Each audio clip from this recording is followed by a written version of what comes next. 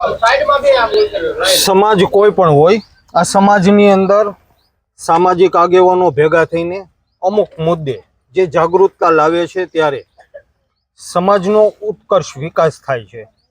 તમે સૌએ નિહાળેલું હોય છે કે ખીસરી ગામની જે દુઃખદ ઘટના બની, આમ જોઈએ ને તો ગુજરાતભરમાં, આપણા દેશભરમાં એક રોટલી બાનારૂપ બની, પણ હકીકતમાં આ રોટલીની જગ્યાએ આમ જોઈએ ને તો નશો, દારૂનો નશો, જે દારૂના નશામાં ચૂર બનીને અમુક વિઘ્ન સંતોષી લોકોએ એક પ્રસંગ બગાડેલો હતો.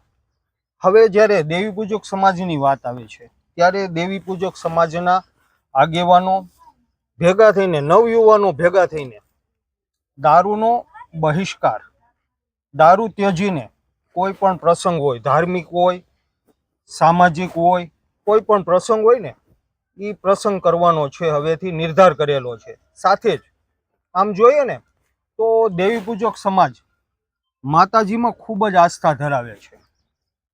અત્યારે હું ઊભો છું ને એ ચારબાઈમાં રખા દાદા અને દાડમા દાદાનું જે મંદિર છે, આ મંદિરના ભુવા દાદા જેને કહી શકીએ એવા વિક્રમભાઈ છે. અને સાથે જ આમ જોઈએ ને તો તમે સૌ સારી રીતે જાણતા હશો કે દેવી પૂજક સમાજમાં પણ પેટા જ્ઞાતિ એટલે કે ક્યાંક ને ક્યાંક નાના ભાઈ અને મોટા ભાઈનું પણ ઓળખ હોય છે. આવી જ રીતે જ્યારે વિક્રમભાઈ આજે દાડમા દાદાના મંદિર, અખા દાદાના મંદિર ખાતે સૌ જ્ઞાતિજનો, નવયુવાનો ભેગા થયેલા છે અને આ નવયુવાનો ભેગા મળીને આજે એક પાક્કો નિર્ધાર કરે છે. આ જોઈ શકો છો, રખા દાદાનું મંદિર છે, દાડમા દાદાનું મંદિર છે. આજથી દારૂને ત્યજીને સાથે જ સોગંદ ખાવાના નહીં, માતાજીના, રખા દાદાના, દાડમા દાદાના, ચારબાઈ માના, કોઈ પણના સોગંદ પણ, કારણ કે વાત વાતમાં દેવી પૂજક સમાજ છે એ સોગંદ પણ ખાતો હોય છે અને નશો, દારૂનો નશો પણ કરતો. આ બે વસ્તુનો જે બહિષ્કાર કરવામાં આવે છે, ત્યજી દેવામાં આવે છે, જેનાથી આગામી દિવસોમાં સમાજની અંદર ક્યાંક ને ક્યાંક ફેરફાર થાય, ઉત્કર્ષ વિકાસ થશે અને ખૂબ સરસ એવો આ નિર્ધાર છે. આની પહેલા પણ આપણે ખોખરા મહાદેવ ગામ ખાતે એક લગ્ન સમારોહમાં ગયેલા હતા. ત્યાં પણ દેવી પૂજક સમાજે રૂડો પ્રસંગ કરેલો હતો અને આ સફળ પ્રસંગ પણ થયેલો હતો, કારણ કે નવયુવાનોએ, જેટલા પણ સમજદાર છે એ નવયુવાનોએ દારૂનો ત્યજી દીધેલો છે. અને આજે ફરી એકવાર રખા દાદા, દાડમા દાદા અને ચારબાઈ માના મંદિર ખાતે આવીને આ સમાજે, વિક્રમભાઈ શું છે આજનું આયોજન? આજનું આયોજન એવો છે મારે કે ધર્મની જગ્યા હોય તો ભલે, કોઈના લગ્ન પસંદ હોય તો ભલે, આ એક દારૂનું થોડુંક સુધારો લાવે અમારા સમાજ તો સારું કહેવાય. એટલે આવી રીતના અપીલ પણ કરે છે આ રખા દાદાના ભુવા મંદિરના ભુવા દાદા છે વિક્રમભાઈ, તેઓ. અને તમે જોઈ શકો છો કે ઘણા જ્ઞાતિજનો ભેગા થયેલા છે. અહીંયા રખા દાદા દારૂ પીને કોઈને આવવાનું નહીં, આવવાની જ મનાઈ છે. એવી રિક્વેસ્ટ આ તમને અપુભાઈ ને બે વેણ કે છે, બોલો તો ભાઈ.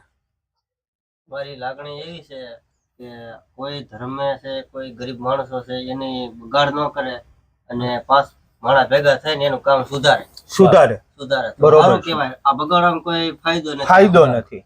તો આપણે એટલી પ્રાર્થના કરીએ અમારા દેવી પૂજક સમાજ પાસે કે કોઈ દારૂ નશામાં ધૂત થઈને કોઈ ગાડા ધૂત આવું આગળ ન કરતા બીજે છે, કારણ કે આ બધાનું આખા સમાજની બદનામી થઈ. માણસ એક ખરાબ હોય કે માણસને આ પેટની અંદર જ્યારે નશો કરે છે ઈ ખરાબ હોય છે, અને આ એક માણસે, એક નશાએ આખા સમાજને બદનામ કરેલો છે ગુજરાત આખામાં.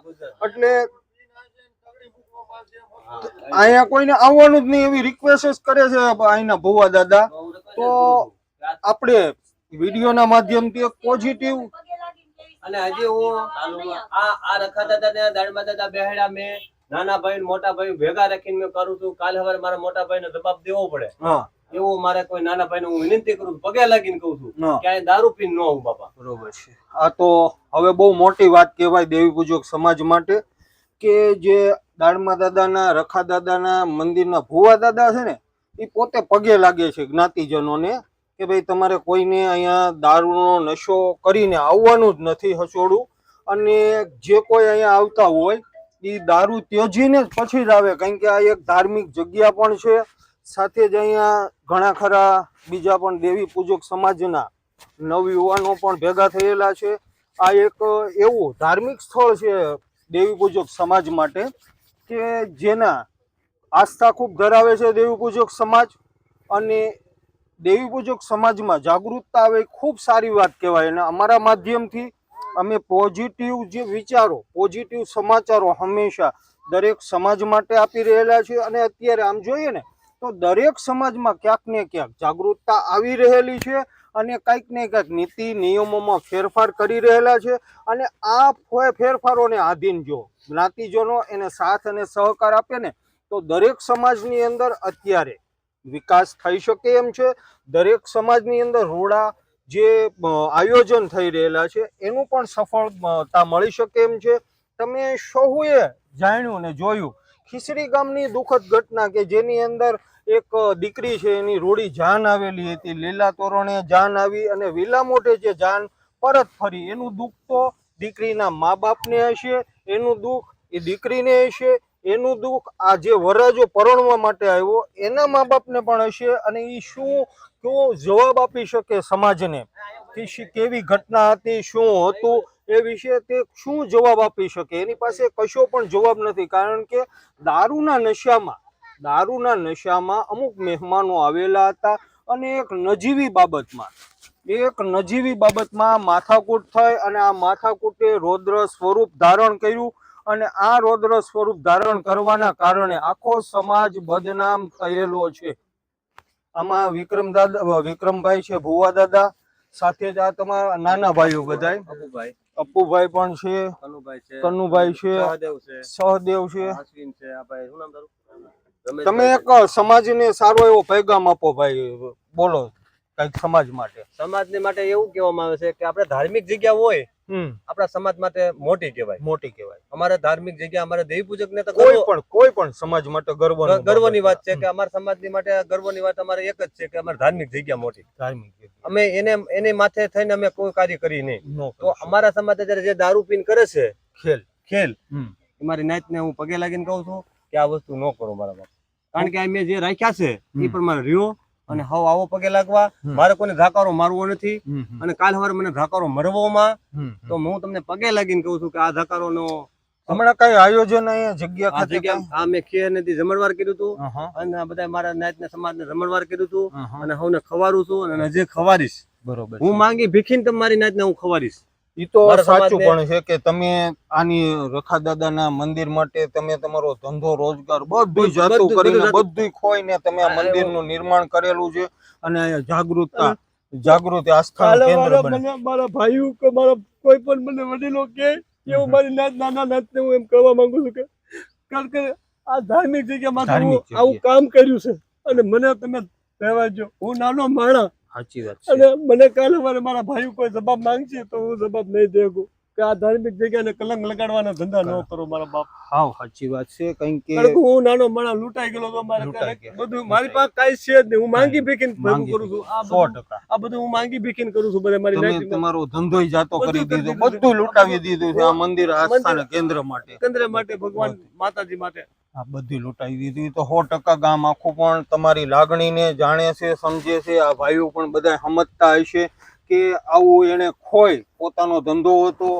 કટલેરીનો ધંધો કરતા હતા, પણ એમાંથી એને એક જ લગ્ન લાગી છે અત્યારે માતાજીના મંદિર હારે. એક જ લગ્ન. આની અંદર હું માનું છું કે લગભગ 80% તમારો ખર્ચે તમે ઉપાડેલું છે. કાંઈ પણ આયોજન કરતા હોય, અત્યારે તમે બધા આવ્યા છો, ચા પાણી એક બનતા હોય, ચા પાણી કાંઈ 200-500 રૂપિયાના ચા પાણી બનતા હશે. તમે મહેમાનો માટે આવ્યા છો એટલે વિક્રમ દાદા કહે છે ને એ બહુ સાચું કહે છે. અને તમે એમની ઉપર અમલવારી કરજો અને બીજાને સમજાવજો કે ભાઈ અહીંયા કોઈ પણ પ્રસંગ, અહીંયા નહીં પણ સમાજની અંદર ક્યાંય પણ પ્રસંગ હોય, ધાર્મિક હોય, શુભ પ્રસંગો હોય, ત્યારે કોઈનો પ્રસંગ બગાડતા નહીં દારૂના નશામાં. અને આજથી તમે દારૂને ત્યજી દેશો ને તો આજે આપણે સરસિયા ગામમાં કાર્ય થયું, કાલ સવારે બીજા ગામમાં પણ આવા સારા કાર્યો થાય અને તમારી નાત, તમારા સમાજ ઊંચો આવે અને આ સભ્ય સમાજમાં બેસવા લાયક રહે. કારણ કે અત્યારે તો તમે જ્યાં જતા હશો ત્યાં સમાજની બદનામીની વાત પહેલા થતી છે અને એનો જવાબ તમારી પાસે પણ નથી, કારણ કે તમે કરેલું નથી. તમારા સમાજમાંથી એકાદા 2-5 જણાએ કરેલું કાર્ય છે અને એ શરમજનક કાર્ય, કલંકિત કાર્ય અત્યારે તમારી ઉપર કાળો ડાઘ લાગી ગયો છે સમાજની ઉપર, અને એને ધોવા માટે તમારે દારૂને હંમેશાના માટે મૂકવો પડશે, બંધ કરવો પડશે.